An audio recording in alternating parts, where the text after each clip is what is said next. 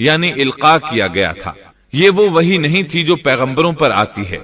سورۃ القصص آیت 7 میں ہے، وَأَوْحَيْنَا إِلَىٰ أُمِّ مُوسَىٰ أَنْ أَرْضِعِيهِ فَإِذَا خِفْتِ عَلَيْهِ فَأَلْقِيهِ فِي الْيَمِّ وَلَا تَخَافِي وَلَا تَحْزَنِي إِنَّا رَادُّوهُ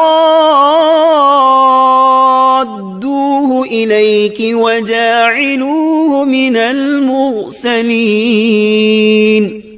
اور ہم نے موسیٰ کی ماں کو وحی کی کہ اسے دودھ پلاتی رہ، اور جب تجھے اس کی نسبت کوئی خوف معلوم ہو تو اسے دریا میں بہا دینا، اور کوئی ڈر خوف یا رنج غم نہ کرنا، ہم یقیناً اسے تیری طرف لوٹانے والے ہیں اور اسے اپنے پیغمبروں میں بنانے والے ہیں۔ مطلب یہ تھا کہ جب تفتیش اور تحقیق شروع ہو یا خطرات بڑھ جائیں تو اسے دریا میں ڈال دیں۔ امام اسمعی رحمت اللہ علیہ نے ایک بچی کو چند اشعار گنگناتے سنا تو کہنے لگے ان اشعار میں کتنی فصاحت ہے۔ اس بچی نے ان کی بات سن کر کہا، اللہ تعالیٰ کے اس فرمان کے بعد کوئی فصاحت باقی نہیں رہ گئی۔ وَأَوْحَيْنَا إِلَىٰ أُمِّ مُوسَىٰ أَنْ أَرْضِعِيهِ فَإِذَا خِفْتِ عَلَيْهِ فَأَلْقِيهِ فِي الْيَمِّ وَلَا تَخَافِي وَلَا تَحْزَنِي إِنَّا رَادُّوهُ إِلَيْكِ وَجَاعِلُوهُ مِنَ الْمُرْسَلِينَ۔ اس آیت مبارکہ میں بیک وقت دو خبریں، دو احکام، دو حکم امتناعی اور دو بشارتیں ہیں، یعنی ہم نے موسیٰ کی ماں کو وحی کی کہ اسے دودھ پلاتی رہے، یہ دو خبریں ہیں، اور جب تجھے خوف محسوس ہو تو اسے دریا میں بہا دے، یہ دو حکم ہیں۔ کوئی خوف نہ کھا اور کوئی غم نہ کر، یہ دو امتناعی حکم ہیں۔ ہم یقیناً اسے تیری طرف لوٹانے والے ہیں اور اسے اپنے پیغمبروں میں سے ایک پیغمبر بنانے والے ہیں، یہ دو بشارتیں ہیں۔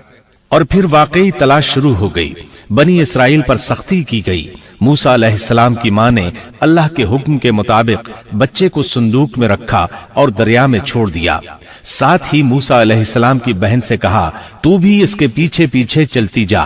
چنانچہ وہ دریائے نیل کی موجوں میں چلے اور ان کی بہن کنارے کنارے چلی، اپنے بھائی کی نگرانی کرتی جا رہی ہے کہ دریا میں ڈالنے کے بعد کیا بنتا ہے۔ اللہ تعالیٰ سورۃ القصص آیت 11 میں فرماتے ہیں، وَقَالَتْ لِأُخْتِهِ قُصِّيهِ فَبَصُرَتْ بِهِ عَن جُنُبٍ وَهُمْ لَا يَشْعُرُونَ۔ موسیٰ کی والدہ نے ان کی بہن سے کہا، تو اس کے پیچھے پیچھے جا، تو وہ اسے دور ہی دور سے دیکھتی رہی اور فرعونیوں کو اس کا علم بھی نہ ہوا۔ صندوق بہتا ہوا فرعون کے محلات کے قریب آن ٹھہرا۔ محلات دریائے نیل کے کنارے تھے۔ اللہ تعالیٰ سورۃ القصص میں فرماتے ہیں، آخر فرعون کے آدمیوں نے صندوق اٹھا لیا، آخرکار یہی بچہ ان کا دشمن ہوا اور ان کے رنج کا باعث بنا۔ اب وہ اس کی بھلائی چاہ رہے ہیں، لیکن وہی فرعونیوں کے لیے وبال جان بننے والا تھا۔ اللہ سورۃ القصص آیت 8 میں فرماتے ہیں، إن فرعون وهامان وجنودهما كانوا خاطئين۔ کچھ شک نہیں کہ فرعون اور حامان اور ان کے لشکر تھے ہی خطا کار۔ فرعون کی بیوی نے فوراً پہچان لیا کہ یہ بچہ بنی اسرائیل میں سے ہے، چنانچہ اس نے کہا، وقالت امرأة فرعون قرة عين لي ولك لا تقتلوه عسى أن ينفعنا أو نتخذه ولدا وهم لا يشعرون۔ اور فرعون کی بیوی نے کہا، یہ تو میری اور تیری آنکھوں کی ٹھنڈک ہے، اسے قتل نہ کرو، بہت ممکن ہے یہ ہمیں کوئی فائدہ پہنچائے یا ہم اسے اپنا بیٹا ہی بنا لیں، اور یہ لوگ شعور ہی نہیں رکھتے تھے۔ مطلب یہ کہ اس پورے معاملے میں اللہ تعالی کی تدبیر سے انہیں آگاہی نہیں تھی۔ اس پر فرعون نے کہا، یہ صرف تیری آنکھوں کی ٹھنڈک ہے، میری نہیں۔ میں نہیں چاہتا بنی اسرائیل کا کوئی بچہ میری نگرانی میں پلے، لہذا یہ صرف تیری ہی آنکھوں کی ٹھنڈک ہے۔ ابن عباس رضی اللہ عنہما فرماتے ہیں، اگر فرعون یہ بات کہہ دیتا کہ یہ میری بھی آنکھوں کی ٹھنڈک ہے تو اللہ تعالیٰ اسے ہدایت دے دیتا، لیکن اس نے یوں کہا، یہ صرف تیری آنکھوں کی ٹھنڈک ہے، میری نہیں۔ اور پھر ہوا بھی یہی، موسیٰ علیہ السلام آسیہ کی آنکھوں کی ٹھنڈک بن گئے، فرعون کی آنکھوں کی ٹھنڈک نہ بنے۔ اللہ تعالیٰ سورۃ القصص آیت 10 میں فرماتے ہیں، وَأَصْبَحَ فُؤَادُ أُمِّ مُوسَى فَارِغًا، اور موسیٰ کی والدہ کا دل بے قرار ہو گیا، یعنی اس کا دل موسیٰ علیہ السلام کی یاد کے علاوہ دنیا کی ہر چیز سے خالی ہو گیا۔ ماں کی محبت اور ماں کے دل کا حال ذرا دیکھیے، مصیبت میں اس پر کیا گزرتی ہے۔ وہ مہربانی جو ماں کے دل میں ہوتی ہے، وہ محبت جو صرف اسی دل کا خاصہ ہے، ہم مردوں کی جماعت اس کیفیت کو نہیں جانتی جو مصیبت کے وقت ماں کے دل پر گزرتی ہے۔ چنانچہ اللہ تعالیٰ فرما رہے ہیں، اور موسیٰ کی والدہ کا دل بے قرار ہو گیا، یعنی موسیٰ علیہ السلام کی محبت کے سوا اس دل میں اور کچھ نہ رہا۔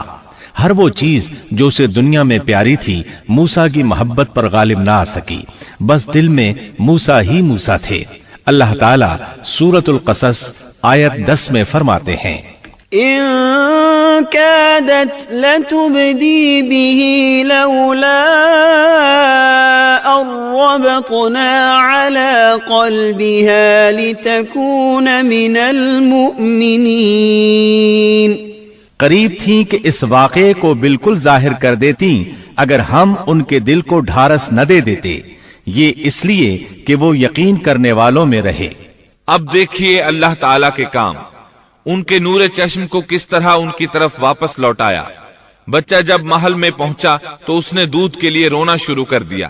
اس کے پاس دودھ پلانے والیاں لائی گئیں، لیکن بچے نے کسی عورت کا دودھ نہ پیا۔ آخر وہ بچے کو اٹھا کر باہر لائے۔ اللہ آیت 12 میں فرماتے ہیں، وَحَرَّمْنَا عَلَيْهِ الْمَرَاضِعَ مِن قَبْلِ، اور ان کے پہنچنے سے پہلے ہم نے موسیٰ پر دائیوں کا دودھ حرام کر دیا تھا۔ جو عورت بھی آپ کو دودھ پلانے کی کوشش کرتی ناکام ہو جاتی۔ اب ظاہر ہے یہ رکاوٹ تو اللہ تعالیٰ کی طرف سے تھی، کوئی دودھ پلانے میں کامیاب ہو بھی کیسے سکتی تھی۔ ادھر موسیٰ علیہ السلام کی بہن دور کھڑی یہ سب دیکھ رہی تھی۔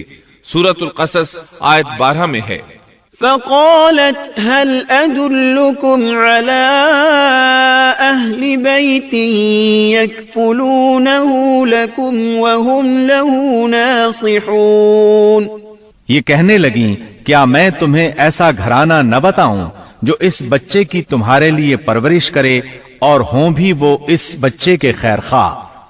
انہوں نے پوچھا، اے بچی تو کیسے جانتی ہے کہ وہ اس بچے کی خیر خواہی کریں گی؟ بچی نے جواب دیا، اس لیے کہ وہ ایک غریب گھرانہ ہے۔ جب انہیں معلوم ہوگا کہ یہ بچہ فرعون کے گھر سے آیا ہے تو انہیں انعام و اکرام ملنے کی امید رہے گی۔